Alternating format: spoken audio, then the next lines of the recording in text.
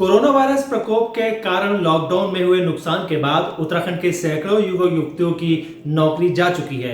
स्थानीय स्तर पर बेहद कम और अन्य प्रदेशों में ऐसे बेरोजगार युवाओं की तादाद लाखों में नजर आ रही है।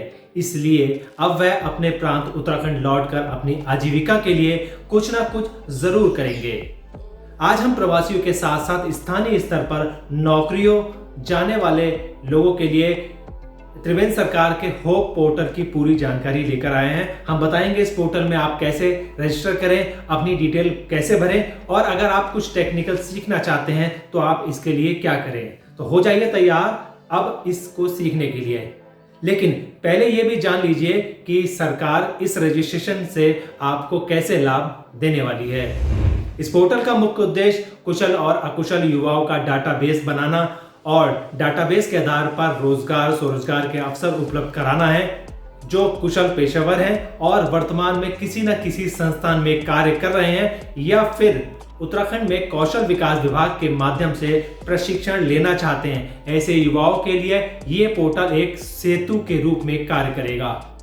इस पोर्टल के डाटाबेस का उपयोग राज्य के समस्त विभागों और अन्य रोजगार प्रदाता युवाओं को स्वरोजगार और रोजगार से जोड़ने के लिए करेंगे। आप भी अगर उत्तराखंड में रहकर रोजगार या स्वरोजगार करना चाहते हैं तो होप पोर्टल में अपना रजिस्ट्रेशन जरूर कर लें। आइए जानते हैं कैसे उत्तराखंड के युवा सरकार द्वारा जारी होप पोर्टल में आवेदन कर सकते हैं। सबसे पहले आपको अपने कंप्यूटर या मोबाइल पर गूगल में टाइप करना होगा hope.uk.gov.in।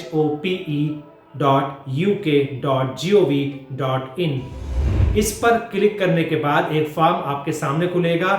इस आवेदन को 3 हिस्सों में बांटा गया है। सबसे पहले भाग में आपको सबसे पहले व्यक्तिगत जानकारी भरनी है और अगर आप प्रवासी हैं या नहीं अगले में नाम देना है, फिर पिता का नाम, इसके अलावा जो जेंडर है मेल फीमेल, फिर वैवाहिक स्तर या जन्म तिथि देनी है। अगला आपका वर्तमान निवास शहर है या गांव, उसके पत्राचार का पता, जिला ब्लॉक नगरीय, आपकी ग्राम पंचायत का और पिन कोड, मोबाइल नंबर और अगर दूसरा मोबाइल नंबर कोई है तो वह भी अपना दर्ज करा दे।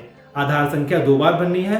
फिर दी गई घोषणा को पढ़कर आप IFSC कोड, बैंक का नाम जहां पर आपका खाता है वो 2 बार दर्ज करने के बाद फिर अपनी ईमेल ID डालनी होगी। इसके बाद दूसरे भाग में वर्तमान अंतिम नौकरी का विवरण देना होगा जिसमें फर्म का नाम, फर्म का पता, देश भारत के अलावा अन्य राज्य जिले का नाम भरना होगा। शैक्षिक योग्यता, कौन सा विषय से किया है आपने, आप दूसरे राज्य में किस भूमिका में रहे हैं। अगले में आपको अपने व्यवसाय डालना पड़ेगा। फिर विशेषता, आपकी मासिक आय कितनी थी। अंतिम कॉलम में आपको व्यवसाय करने का अपना अनुभव देना पड़ेगा। 2 भागों में जानकारी भरने के बाद अब तीसरे भाग में आपको कुछ अन्य जानकारियां देने पड़ेंगी।